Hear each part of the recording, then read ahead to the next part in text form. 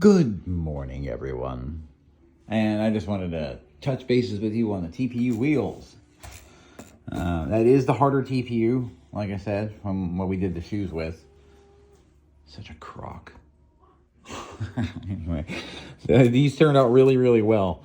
I am going to do one more set, but I'm going to do it in... this is like one wall thickness. This is extremely rigid. And the only thing that is holding it, where the hard points is the infill and where it intersects with the outer wall. So I'm thinking, I mean, this stuff's got some seriously awesome bridging. You could probably do it with almost no infill. So like just something in the center and the outside, I think it would do fine from the bridging I've seen. But I am going to do the standard TPU wheels, and I'm waiting for the standard TPU for that, just because, you know, I've got the extra printer, so I might as well use this thing. And then I've also got to print some gaskets for in here and pull these screws out and sink them, get this all back down in here.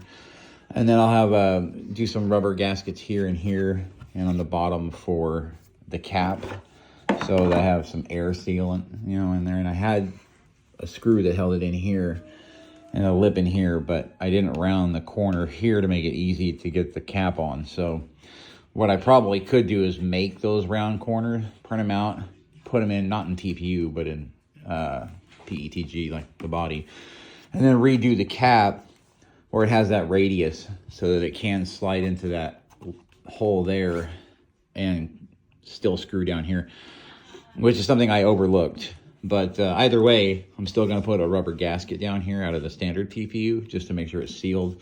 So when I lock down the engine cap, there's no air leakage.